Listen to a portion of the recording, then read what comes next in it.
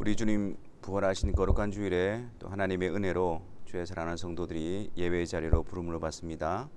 이 시간 우리 주 예수 그리스도를 의지하여 은혜의 보좌 앞으로 또 담대히 나아가는 복된 시간이 되기를 바랍니다. 다 같이 묵도하겠습니다.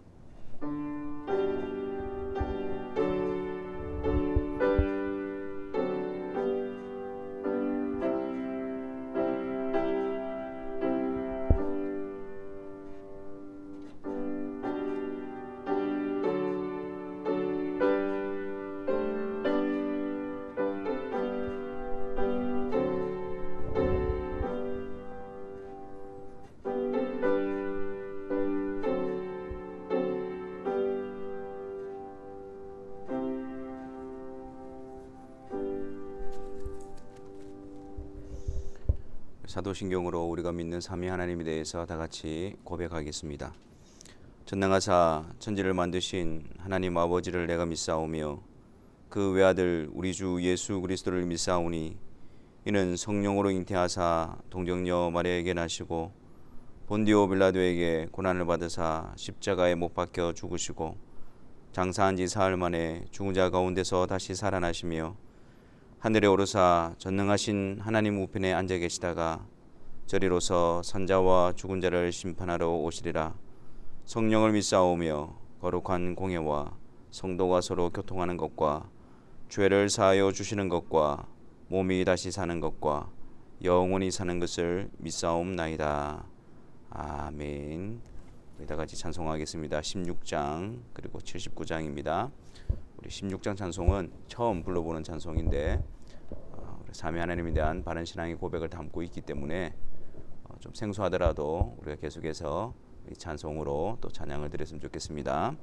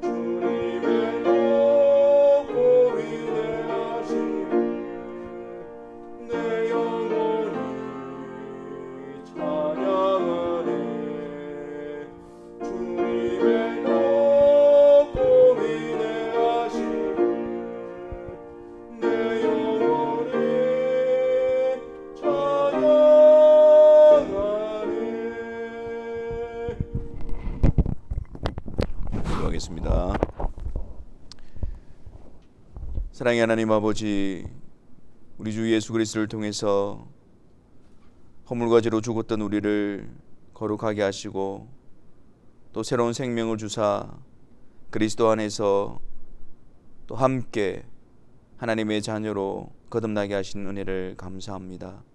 그러하기에 우리가 말씀을 통해서 하나님이 어떠하신 분인가를 알고 그 하나님께서 행하신 놀라운 일들 앞에 감사와 찬송과 영광을 올려드리게 하심을 감사를 드립니다. 이 예배 시간을 통해서 하나님께서 우리에게 주신 영원한 생명을 통해서 하나님과 그의 보내신 자 아들 예수 그리스도를 깊이 아는 복된 시간이 되게 하시고 겸손히 그분 앞에 엎드려 그분의 이름을 높여드리며 경배하는 예배의 시간이 되게 하여 주옵소서. 아버지 하나님, 거룩하신 하나님께 은혜로 부름을 받고 있지만 그러나 하나님 앞에 설 때마다 우리의 죄악된 모습을 자복하지 않을 수가 없습니다. 이 시간 주의 말씀을 통해서 하나님의 거룩한 빛 앞에 우리의 죄악된 모습을 낱낱이 드러내 보여 주옵시고 이러한 우리들을 그리스도를 통해서 온전히 용서하시고 사랑하신 하나님의 깊은 사랑을 기억하게 하시며 또한 그 사랑에 힘입어 이제 거듭난 새로운 피조물로서 죄에서 돌이켜 하나님의 뜻에 순종하는 복된 자녀로 세워지는 거룩한 발걸음이 새롭게 시작되게 하여 주옵소서. 하나님께서 우리를 일으켜 주시고 세워 주심으로 우리가 실패와 좌절과 연약한 가운데 머물러 있지 아니하고 계속해서 주님을 바라보며 주님의 도우심으로 주의 뜻에 순종하는 자로 세워지며 빚어지며 단련되어지는 은혜가 우리 가운데 있게 하여 주옵소서. 아버지 하나님, 이 시간 또한 주의 사랑하는 백성들을 굳건하게 붙들어 주옵시고 예배의 시간을 통해서 또 하나님과의 친밀한 연합과 또 하나님께서 하나님의 백성들을 양육시키고 세워가시는 은혜의 시간이 되게 하시며 무엇보다도 우리의 심령이 더욱더 주님을 의지하며 주님을 사랑하는 일에 회복되어진 은혜의 시간이 되게 하여 주옵소서. 아울러 우리에게 허락한 맡겨주신 언약의 자녀들을 위해서 기도합니다. 믿음의 가정을 이루어 하나님의 나라의 복된 일꾼으로 세워지게 하여 주옵시고 하나님의 합당한 때에 주 예수 그리스도께로 이끌림을 받아 그리스도 안에서의 생명과 풍성함과 은혜를 누리며 주님의 귀한 증인으로서 아름답게 사용되어지는 귀한 주님의 일꾼들이 되어지게 하여 주옵소서. 이 시간 주의 사랑하는 백성들을 말씀으로 양육하여 주옵시고 말씀으로 하나님을 나타내 보여 주옵시고 말씀을 통해서 우리가 나아가야 될 길과 힘써야 할 길을 다시 한 번 더 확인하며 그 일에 격려를 받는 이 한 시간이 되게 하여 주옵소서. 우리 구주 예수 그리스도의 이름으로 기도하옵나이다. 아멘.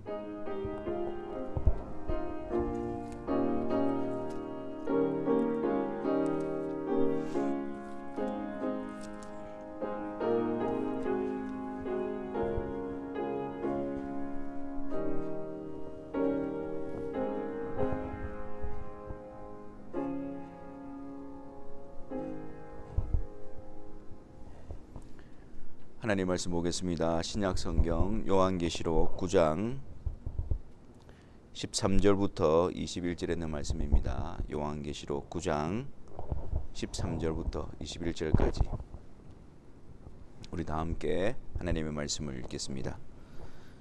여섯째 천사가 나팔을 불매 내가 들으니 하나님 앞 금제단 네 뿔에서 한 음성이 나서 나팔 가진 여섯째 천사에게 말하기를 큰 강 유브라데에 결박한 네 천사를 놓아주라 하매 네 천사가 놓였으니 그들은 그년 월 일시에 이르러 사람 3분의 1을 죽이기로 준비된 자들이더라. 마병대의 수는 2만 만이니 내가 그들의 수를 들었노라. 이 같은 환상 가운데 그 말들과 그 위에 탄 자들을 보니 불빛과 자줏빛과 유황빛 호심경이 있고 또 말들의 머리는 사자머리 같고 그 입에서는 불과 연기와 유황이 나오더라. 이 세 재앙 곧 자기들의 입에서 나오는 불과 연기와 유황으로 말미암아 사람 3분의 1이 죽임을 당하니라. 이 말들의 힘은 입과 꼬리에 있으니 꼬리는 뱀 같고 또 꼬리에 머리가 있어 이것으로 해하더라. 이 재앙에 죽지 않고 남은 사람들은 손으로 행한 일을 회개하지 아니하고 오히려 여러 귀신과 또는 보거나 듣거나 다니거나 하지 못하는 금, 은, 동과 목석의 우상에게 절하고 또 그 살인과 복술과 음행과 도둑질을 회개하지 아니하더라. 아멘.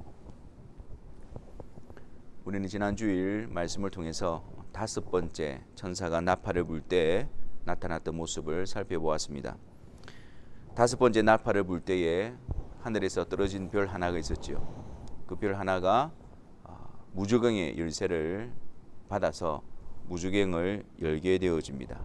무저갱, 악한 영들이 거하는 거처고 또한 사탄이 천년 동안 결박되어지는 그러한 장소였지요. 그 무저갱이 열려지고 그 무저갱으로부터 연기가 올라오기 시작합니다. 그 연기가 땅 위에 있는 해와 공기를 어둡게 하고 또한 그 연기 가운데 황충대가 올라와서 그들이 가진 권세로 5달 동안 3분의 1 이마에 하나님의 인침을 받지 아니하는 자들, 그들을 해치는 장면을 보았습니다. 오늘은 지난 시간에 이어서 이제 6번째 나팔 재앙에 대해서 살펴보고자 합니다. 6째 천사가 나팔을 붑니다. 어떤 모습이 드러나고 있을까요? 13절 말씀입니다. 13절 말씀에 6째 천사가 나팔을 불매 내가 들으니 하나님 앞 금제단 네 뿔에서 한 음성이 나서, 6째 천사가 나팔을 부니까 한 음성이 이제 들려지는데 그 음성이 어디서로부터 들려오는 것이냐? 하나님 앞 금제단 네 뿔이라고 이야기합니다. 이것은 분향단을 가리키는 것입니다. 여러분, 우리가 앞서서 분향단이 가지는 의미에 대해서 쭉 살펴보았습니다. 분향단, 하나님께 향을 피울 때에 사용했던 분향단, 그 분향단이 가지는 특별한 의미가 무엇이었습니까? 여기서 중요한 2가지가 있는데, 첫 번째가 이 분향단에서 향을 사를 때 사용했던 그 불이 어디서부터 온 것이었습니까? 그렇지요. 바로 번제단에서 희생제물을 태웠던 그 불을 가져다가 하나님께 향을 피우는데 사용했던 것입니다. 다른 불이 아니라 바로 그 희생제물을 태웠던 그 불, 그 불을 사용해야만 했습니다. 이것은 어떤 모습을 우리에게 보여주느냐면, 우리 대신 우리 죄를 대신 담당하고 또 속죄제물로 희생제물로 드려주신 예수 그리스도, 그래서 그 불, 우리가 받아야 되는 하나님의 진노의 불을 대신 다 받으신, 그래서 하나님의 공의에 만족해 되신 예수 그리스도의 행하신 일을, 구속의 사역을 의미한다 그랬습니다. 그것을 통해서 하나님께 올려드리게 되어진단 말이죠. 오직 예수 그리스도가 이루신 그 구속의 사역을 통해서 하나님께 연락되어지는 장면을 보여주는 것이라 그랬습니다. 또 하나는 이 분향단의 위치가 가지는 의미입니다. 이 분향단의 위치가 어디입니까? 오늘 읽은 말씀에서도 하나님 앞 금제단 네 뿔이라고 이야기합니다. 우리가 지도를 보면 이렇게 성막 평면도를 보게 되어지면요, 이 분향단의 위치가 어디냐면 지성소 휘장 바로 앞에 거기에 위치를 했습니다. 그러니까 지성소 안에는 마주 대하고 있는 것이 바로 여호와의 법궤였죠. 언약궤. 그리고 그 언약궤 뚜껑을 속죄소라고 이야기를 합니다. 근데 속죄소, 거기가 바로 하나님께서 내가 너희들과 만나리라 약속하셨던 임재의 장소입니다. 그러니까 하나님 앞, 이 지성소를 의미하는 거예요. 지성소 앞에, 휘장 앞에 그 분향단을 두었습니다. 자, 여러분, 지성소 앞에 가려져 있는 휘장은 무엇을 의미하는 것이었습니까? 죄인된 인간과 거룩하신 하나님이 단절되어 있다는 것을 보여주고 있는 것이죠. 근데 그 앞에 분향단이 놓여져 있습니다. 죄인된 인간과 거룩하신 하나님을 중보하는, 화목하는 유일하신 분이신 바로 예수 그리스도의 중보 사역을 보여주고 있는 것입니다. 그래서 이 분향단은 바로 예수 그리스도, 예수 그리스도의 속죄 사역과 또 예수 그리스도의 중보 사역을 통해서 하나님과 화목하게 되어지고 하나님께서 받으시게 되어지고 하나님과 함께 가는 그런 그리스도의 사역을 보여주고 있는 것입니다. 근데 그 분향단으로부터 한 음성이 들려지는 거예요. 근데 그 음성의 내용이 무엇입니까? 14절과 15절에 보니까 나팔 가진 여섯째 천사에게 말하기를 큰 강 유브라데에 결박한 네 천사들을 놓아주라 하매 네 천사가 놓였으니 그들은 그 연, 월, 일시에 이르러 사람 3분의 1을 죽이기로 준비된 자들이더라. 그렇게 말합니다. 한마디로 말해서 분향단으로부터 들려오는 음성은 바로 심판의 내용을 가지고 있었습니다. 하나님께서 그 정하신 때에, 사람들은 알지 못하지만 하나님이 정하신 때에 큰 강 유브라데에 결박한 천사들을 놓아주어서 사람 3분의 1을 죽이는 그런 심판의 음성을 들려주고 있는 것입니다. 분향단, 예수 그리스도를 상징한다 그랬잖아요. 근데 그것으로부터 들려지는 음성이 바로 심판의 음성이었습니다. 그렇습니다, 여러분. 하나님의 심판은 예수 그리스도를 통해서 이루어지는 거예요. 하나님의 심판은 그리스도가 그 심판을 결정하시는 분이십니다. 요한복음 3장 17절 말씀에 하나님이 그 아들을 세상에 보내신 것은 세상을 심판하려 하심이 아니요 그로 말미암아 세상이 구원을 받게 하려 하심이라. 죄악 가운데 있는 세상을 구원하시기 위해서 하나님께서는 그의 아들 예수 그리스도를 보내신 거예요. 유일하신 또 완전하신 오직 한 분이신 한 길이신 예수 그리스도. 그런데 그 예수 그리스도를 배척하면 어떻게 되어지는 겁니까? 그를 믿는 자는 심판을 받지 아니하는 것이요 믿지 아니하는 자는 하나님의 독생자의 이름을 믿지 아니함으로 벌써 심판을 받은 것이니라. 심판에서 건져내기 위해서, 구원하시기 위해서 예수 그리스도를 보내주셨는데 그 길밖에 없는데 그 예수 그리스도를 배척하고 그 예수 그리스도를 거부해버린다면 그들에게 남는 것은 그들의 악행에 대한 하나님의 진노와 심판 외에는 없는 것입니다. 그래서 아들이 있는 자에게는 생명이 있고 예수 그리스도 안에는 결코 정죄함이 없으며 죄와 사망의 법에서 해방되어지는 것입니다. 하지만 아들이 없는 자에게는 하나님의 진노와 심판이 있으며 그리스도를 배척하는 자들은 이미 심판 아래 있는 것이며 또한 영원한 심판을 향하여 나아갈 뿐인 것입니다. 그리고 큰 강 유브라데에 결박한 네 천사라고 말합니다. 큰 강 유브라데. 여러분 지도를 보면 아시겠지만 이 큰 강 유브라데 강이라고 했을 때 유대인들은 기억하는 게 있었어요. 그들이 떠올리는 이미지가 있었습니다. 그것이 뭐냐면 이 유브라데 강은 어떤 지리적인 특성을 가지고 있느냐면 이 이스라엘의 북쪽 경계선 역할을 하고 있었습니다. 그러니까 하나님께서 이 북이스라엘과 유다를 정결케 하시고 또 그들을 징계하시기 위해서 북쪽에 있는 열강들을 일으켜서 그들로 하여금 진노의 막대기로 사용하셨죠. 그래서 아수르라든지 바벨론이라든지 메디라든지 이런 열강들이 그 유다를 그리고 이스라엘을 침공할 때에 하나님의 진노의 막대기로 말미암아 그들을 정결하게 하기 위해서 그들을 침노할 때에 건너왔던 것이 바로 유브라데 강이었습니다. 그렇기 때문에 이들에게 있어서 유브라데 강은 하나님의 심판의 도구로 사용되었던 그 열강들을 떠올리게 되어졌고 또한 큰 강 유브라데에 네 천사를 놓아주라라는 표현을 통해서 분명히 하나님의 심판의 이미지를 나타내 보여 주었던 것입니다.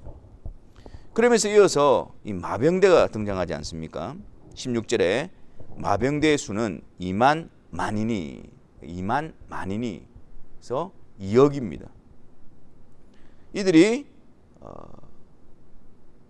환상 가운데 그들의 모습을 보니까 그들 안에 불빛과 자줏빛과 유황빛 호심경이 있고 또 말들의 머리는 사자머리 같고 그 입에서는 불과 연기와 유황이 나오더라. 이 세 재앙 곧 자기들의 입에서 나오는 불과 연기와 유황으로 말미암아 사람 3분의 1이 죽임을 당하니라. 그렇게 말합니다. 그러니까 지금 이 요한이 환상 가운데에 그 말과 말 탄 자들의 모습을 보게 되어졌습니다. 근데 이러한 모습들이 정확하게 무엇을 말하는지 성경은 기록하고 있지 않지만 그 말들의 입에서 나오는 불과 연기와 유황으로 말미암아 사람 3분의 1이 죽임을 당하게 될 것임을 말하고 있는 것입니다. 이 마병대의 엄청난 숫자, 거세게 몰아붙이는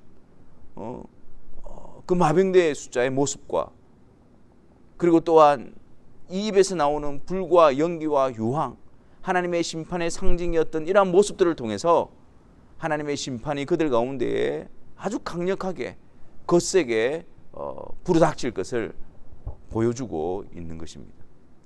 3분의 1이 죽임을 당하게 될 것이라고 말하는 것입니다. 이 6번째 나팔 심판은 5번째와는 비교할 수 없을 정도로 굉장히 파괴적이고 잔인하고 무서운 심판이 될 것을 알려주고 있는 것입니다. 여러분, 5번째 심판에서는, 나팔 심판에서는 이 황충이 5달 동안 땅의 3분의 1을 괴롭히고 해칠 수는 있었지만 죽일 수는 없었어요. 하지만 지금 6번째 나팔 재앙은 어떻습니까? 땅의 3분의 1을 죽이는 데까지 심판을 행하고 있는 모습을 보게 되어집니다. 물론 5번째 나팔, 6번째 나팔 심판의 대상은 땅에 속한 자들입니다. 이마에 하나님의 인침을 받지 않는 불신자들, 세상에 속한 자들, 그들을 대상으로 하고 있습니다. 그런데 오늘 본문에 우리가 주의해야 될 점이 있는데, 특이하게도 20절 말씀에 보면 이 재앙에 죽지 않고 남은 사람들에 대한 기록이 있습니다. 6번째 나팔 심판을 통해서 3분의 1이 죽임을 당하고 또 그 땅에 속한 자들, 하나님의 인침을 받지 못한 자들 3분의 2가 남게 되어지는데 그들에 대한 모습을 기록하고 있습니다. 그들의 모습이 어떻게 드러나고 있습니까? 20절에 이 재앙에 죽지 않고 남은 사람들은 손으로 행한 일을 회개하지 아니하고 오히려 여러 귀신과 또는 보거나 듣거나 다니거나 하지 못하는 금, 은, 동과 목석 우상에게 절하고 또 그 살인과 복술과 음행과 도둑질을 회개하지 아니하더라. 3분의 1이 그 심판을 통해서 죽었는데 남아있는 3분의 2는 회개하고 돌이키는 것이 아니라 오히려 어떻게 한다고요? 더 우상 숭배하고 더 악행을 행하는 모습으로 드러나고 있습니다. 여러분, 이 모습을 통해서 우리에게 보여주고 있는 것이 무엇일까요? 바로 죄로 말미암아 타락한 인간의 절망스러운 비참한 모습입니다. 평생 죄의 종에 매여서 평생 허물과 죄로 죽어 있는 상태에서 하나님께 대하여 스스로 반항할 수 없는, 어떤 일이 일어나고 어떤 상황이 벌어진다 할지라도 하나님께 대하여 죽어 있기 때문에 그들 스스로 돌이켜 회개하여 하나님께로 나올 수 있는 그런 가능성이 전혀 없는 상태, 무능한 상태, 그것이 바로 죄로 말미암아 타락한 인간의 모습임을 보여주고 있습니다. 돌이키기는커녕 더 어두워지고 회개하기는커녕 더 우상 숭배하는 일에 깊이 빠져들게 됨으로 말미암아 그들에게 합당한 것은 하나님의 진노와 심판뿐이라는 사실을 더 분명하게 드러낼 뿐임을 보여주고 있는 것입니다. 특별히 그들이 무엇에 대해서 회개하지 않는다라고 말씀하고 있습니까? 그렇죠. 20절 말씀에 손으로 행한 일을 회개하지 아니하고, 여기서 손으로 행한 일이라는 것은 우상 숭배를 말하고 있는 것입니다. 하나님을 섬기고 하나님을 영화롭게 하고 하나님을 경배해야 될 그들이 하나님을 버리고 우상을 숭배하는 겁니다. 여러 우상과 여러 귀신에 절하며 그들을 섬기는 그런 일들을 하게 되어지는 것이죠. 근데 여러분, 이 우상 숭배라는 의미는 그냥 다른 신을 섬기고 우상을 만들어 놓고 거기에 절하고 그런 차원의 문제가 아닙니다. 이 우상 숭배가 가지고 있는 의미는 인간이 죄악 가운데서 전적으로 타락하고 부패하고 무능한 상태를 드러내는 단적인 예가 되어지는 것입니다. 로마서 1장 20절과 25절 말씀을 한번 보겠습니다. 로마서 1장 20절에 창세로부터 그의 보이지 아니하는 것들 곧 그의 영원하신 능력과 신성이 그가 만드신 만물에 분명히 보여 알려졌나니, 하나님이 만드신 모든 만물에 그 하나님의 신성과 또 하나님의 영원하신 능력이 분명히 보여서 알려져 있습니다. 드러나 있습니다. 뭐 하나님을 믿고 안 믿고의 차원을 떠나서 그 하나님의 능력이 그곳에 분명히 드러나 있습니다. 그런데 그들은 어떻습니까?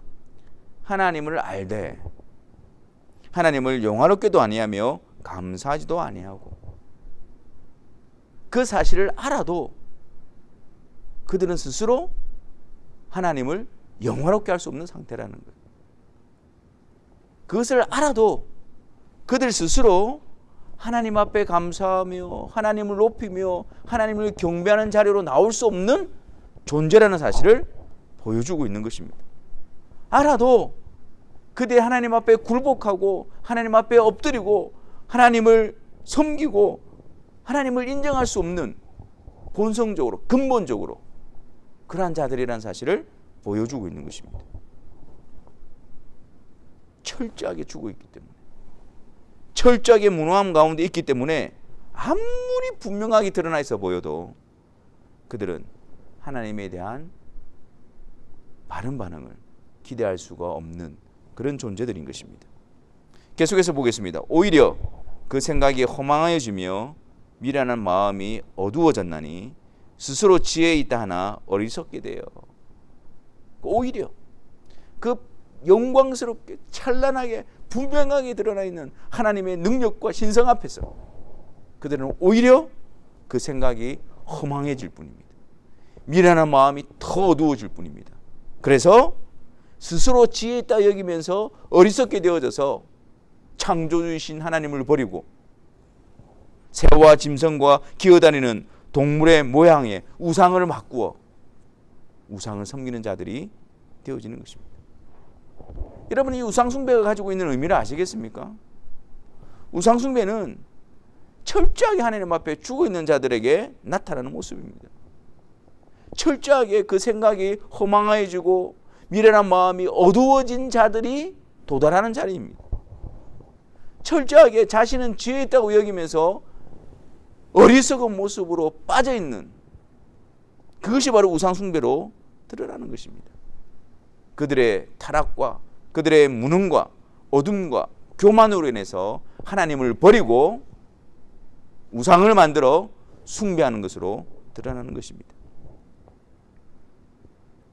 계속해서 24절 말씀에 그러므로 하나님께서 그들을 마음의 정욕대로 더러움에 내버려 두사. 어떤 존재를 말합니까?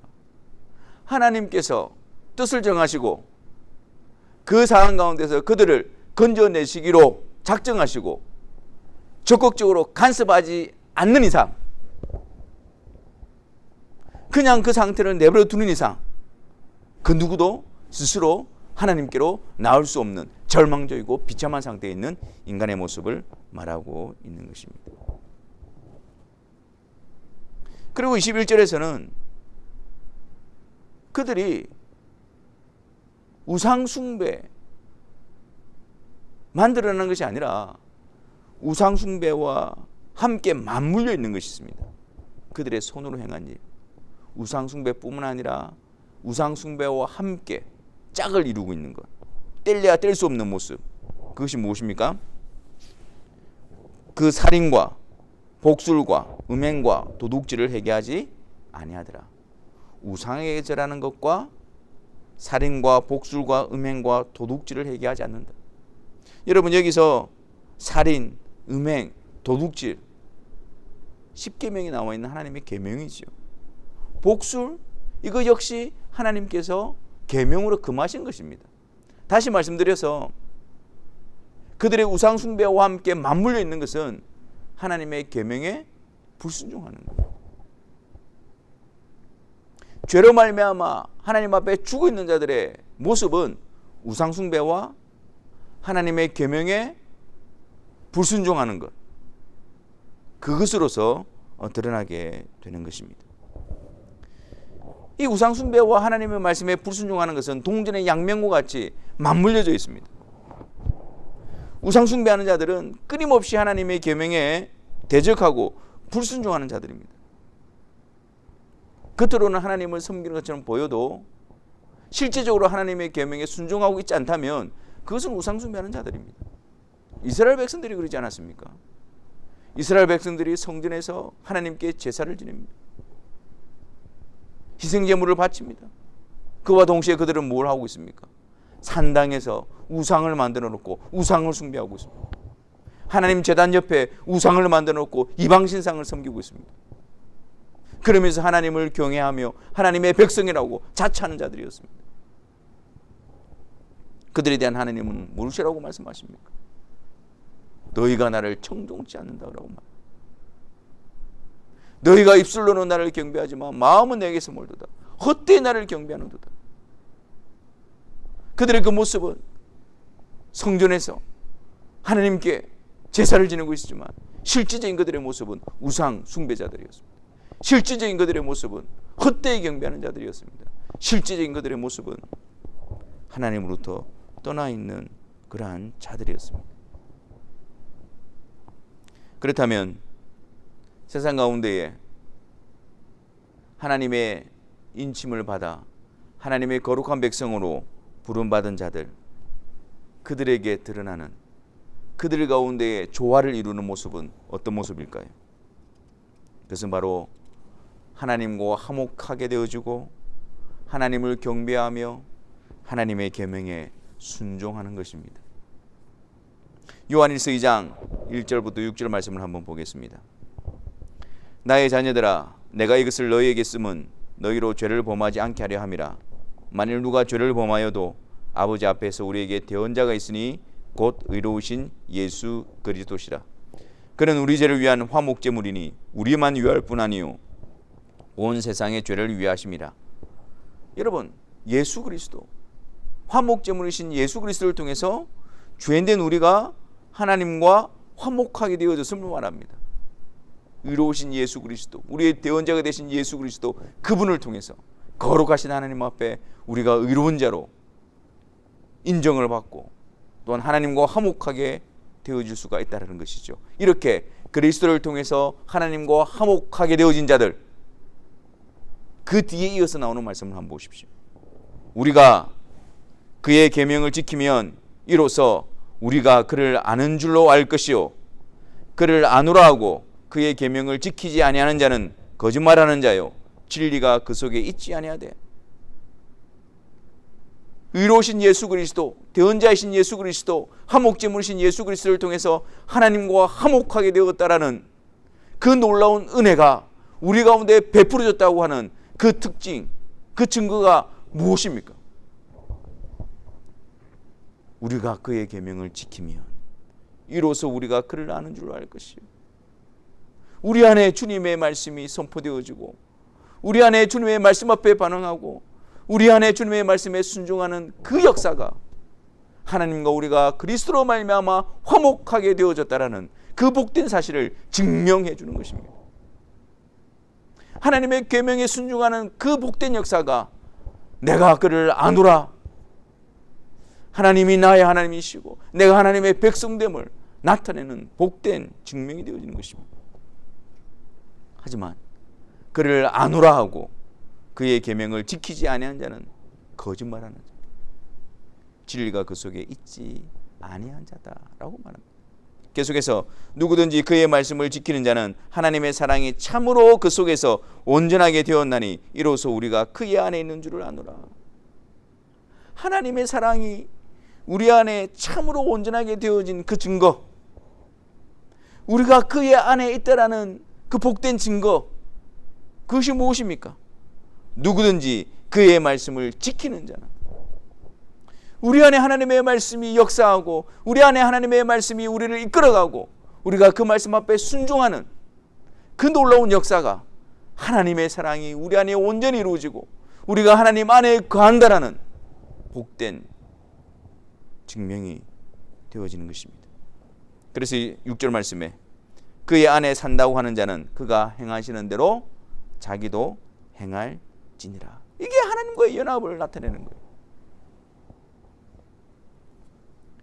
구원은 전적인 은혜입니다. 우리가 말씀을 지키고 우리가 주의 계명을 지켜서 그래서 구원 얻는 게 아닙니다. 우리의 행위로 구원받는 게 아닙니다. 구원은 전적인 하나님의 은혜요, 하나님의 사랑이요, 하나님의 기쁘신 뜻에 따라 베풀어 주시는 주권적인 은혜로 이루어지는 것입니다. 그리고 그 하나님께서 은혜로 사랑으로 그분의 기쁘신 뜻으로 베풀어 주신 그 구원은, 그 구원의 완전한 근거는 바로 오직 예수 그리스도의 공로입니다. 예수 그리스도께서 화목제물로서 십자가에서 이루신, 부활을 통해서 이루신 그 놀라운 구속의 역사, 그 완전하신 구속의 역사를 근거로 하고 있습니다. 누구의 자격이나 조건이나 공로 때문이 아니라 오직 예수 그리스도가 이루신 그 일을 근거로 해서 은혜로 구원이 베풀어집니다. 근데 그 하나님으로부터 참된 구원이, 그 하나님으로부터 참된 사랑이 우리 안에 베풀어졌고 온전히 이루어졌다는 사실을 우리가 어떻게 알 수 있을까요? 어떻게 그것이 분명하게 드러나게 되어질까요? 우리가 그의 계명을 지키면 이로써 우리가 그를 아는 줄로 알 것이요, 누구든지 그의 말씀을 지키는 자는 하나님의 사랑이 참으로 그 속에서 온전하게 되었나니. 나의 계명을 가지고 지키는 자라야 나를 사랑하는 자니. 주의 계명, 주님의 말씀을 듣고 그 말씀이 나를 지배하고 그 말씀이 나를 인도하고 그 말씀 앞에 내가 굴복하고 통치함을 받는 것, 그게 하나님과의 화목하게 되어지고 새로운 생명을 얻은 자의 특권이요, 특징이요, 열매인 것입니다. 여러분, 우리 안에 주님의 말씀에 대한 열망이 있습니까? 주님의 말씀 앞에 비추어서 끊임없이 우리 자신들을 점검하고 우리의 실패한 자리, 쓰러진 자리, 하나님의 말씀에 대적한 자리, 그곳에서 주의 말씀 앞에 다시 돌이키고 다시 힘을 얻고 세워지는 그런 복된 역사가 우리 가운데 일어나고 있습니다. 주님의 말씀이 계속해서 우리 안에 공급이 되어져서 성령께서 그 말씀을 우리에게 비춰주셔서 우리의 생각과 우리의 마음과 우리의 말과 우리의 행동을 지배하고 통치함으로 말미암아 하나님의 백성으로 하나님이 기뻐하시는 뜻에 순종하도록 인도함을 받도록 그렇게 우리를 이끌어가는 역사가 우리 가운데 일어나고 있습니까? 그것을 우리가 갈망하고 있습니까? 그것을 우리가 소원하고 있습니까? 물론 우리가 연약하지요. 나약하지요. 늘 쓰러지지요. 늘 실패하지요. 하지만 그 자리에서 포기하지 아니하고 계속해서 주의 말씀이 나를 깨우치고 주의 말씀이 나를 책망하고 주의 말씀이 나를 격려하고 주의 말씀이 나를 일으켜 바르게 하는 역사가 일어나고 있느냐라는 것입니다. 계속해서 멈추지 않고 주의 말씀으로 단련되어지고 계속해서 멈추지 않고 주의 말씀으로 일어서고 주의 말씀으로 나아가는 그것이 우리 안에 영원한 생명의 역사로 나타나는 것입니다. 여러분 보시지 않았습니까? 3분의 1이 죽어도 남은 자들이 회개하지 않습니다. 아니, 회개할 수가 없습니다. 그것이 우리가 처했던 우리들의 이전의 모습이었어요. 우리 스스로 하나님 앞에 나올 수 없었던, 죽어 있었던, 완전히 죽어 있었던 그런 자들이었다고요. 그런 우리들을 하나님께서 은혜로 예수 그리스도가 이루신 그 공로로 말미암아 성령의 역사로 복음을 듣게 하셔서 우리를 거듭나게 하신 거예요.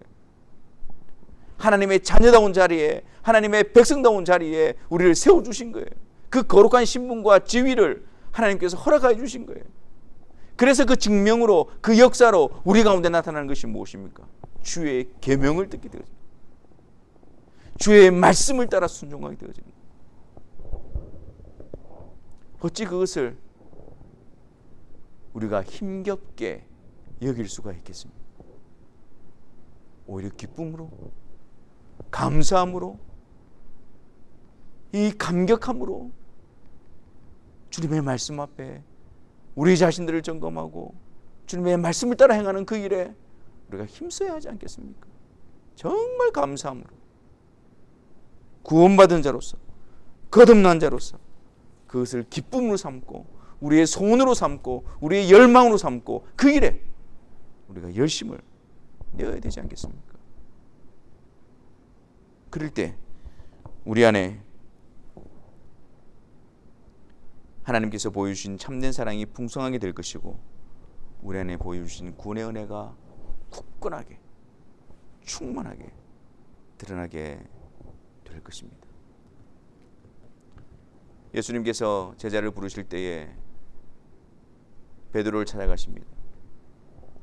그 베드로에게 배를 띄우기를 청하시고 배 오른편에 그물을 던지라고 말씀하셨죠.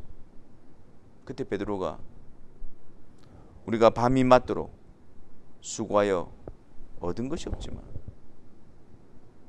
그 자리가 어떤 자리입니까?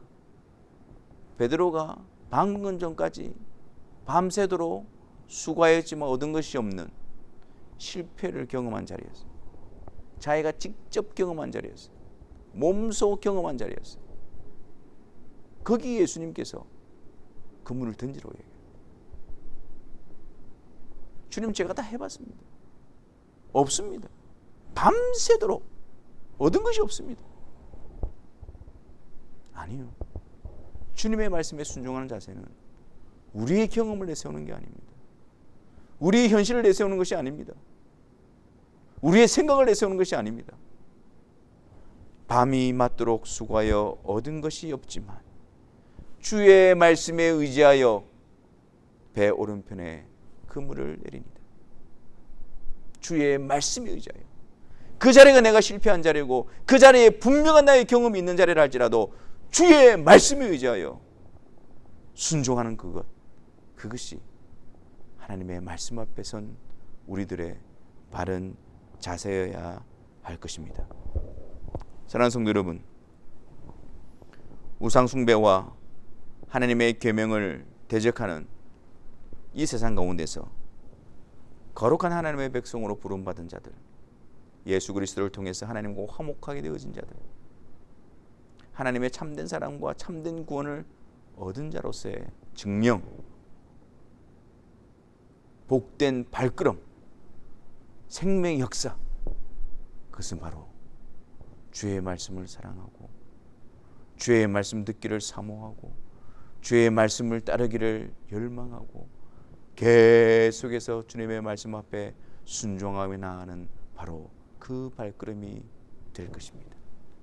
그 발걸음을 통해서 그 일에 우리의 온 마음을 쏟음으로 말미암아 우리가 걸어가는 발걸음이 주님 따라가는 길이 되어지며 하나님을 닮아가는 길이 되어지며 그 길 끝에 영광의 주님을 배우는 생명의 길, 복된 길이 되시기를 주님의 이름으로 축원합니다. 기도하겠습니다. 사랑의 하나님, 우리에게 베푸신 구원의 역사가 어떠한 것인지 다시 말씀을 통해서 깨닫게 해주시고 그 역사가 우리 가운데 있음을 보게 하시며 그 일에 우리의 마음과 힘을 쏟음으로 말미암아 하나님께서 우리에게 베푸신 놀라운 구원이 우리의 삶 가운데에 굳건하게 흔들리지 않는 것으로 나타나게 하여 주옵소서. 이 일에 기쁨과 만족과 위로와 격려를 얻는 성도들의 발걸음이 되게 하여 주옵소서. 예수 그리스도의 이름으로 기도하옵나이다. 아멘. 우리 다 같이 찬송하시면서 봉헌하는 시간 가지도록 하겠습니다. 찬송가 420장입니다.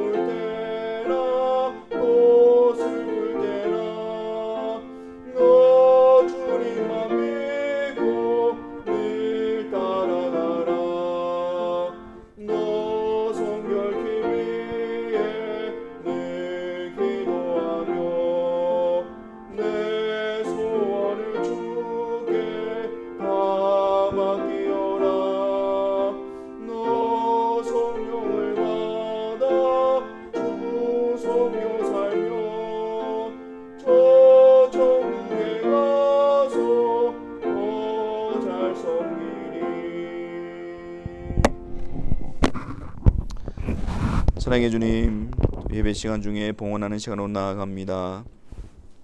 이 시간을 통해서 우리의 구원을 위해서 이루신 하나님의 놀라운 일들과 또 구원에 안에서 우리의 구원을 이루어 가시는 그 하나님의 신실하신 손길 앞에 우리가 깊은 감사와 영광을 돌려드리는 시간이 되게 하여 주옵시고, 또한 그 변함없는 주님의 손길이 우리를 거룩한 백성으로 단련하시며 주의 말씀으로 세워나가는 그 놀라운 손길 앞에 또 깊은 감사로 순종하며 나아가는 주의 사랑하는 성도들의 삶이 되게 하여 주옵소서. 하나님께서 이 세상 가운데 하나님의 나라와 의를 위하여 우리에게 허락되어진 모든 것들 앞에 감사하게 하시며 신실한 청지기로서 늘 주님의 말씀에 비추어 주의 뜻을 분별하고 주님 앞에 충성된 자로 한 걸음 한 걸음 나아가는 저희들이 되어지게 하여 주옵소서. 아버지 하나님, 주의 사랑하는 백성들을 굳건하게 하여 주옵시고, 특별히 죄악된 세상 가운데에 거룩한 백성으로서의 길을 걸어가게 하시고 구원받은 자로서의 길을 걸어가게 하시며 생명의 역사에 온 힘을 기울여 우리의 걸어가는 걸음걸음마다 하나님이 우리를 사랑하시고 그리스도 안에서 우리와 함께 하시고 우리를 이끌어 가시며 우리의 아버지 되심이 더욱더 분명해지는, 그래서 그 일로 인하여 격려를 받고 위로를 받고 힘을 얻는 성도들의 삶이 되게 하여 주옵소서. 여호와는 내게 복을 주시고 너를 지키시기를 원하며 여호와는 그의 얼굴을 내게 비추사 은혜 베푸시기를 원하며 여호와는 그 얼굴을 내게로 향하여 드사 평강 주시기를 원하노라. 아멘.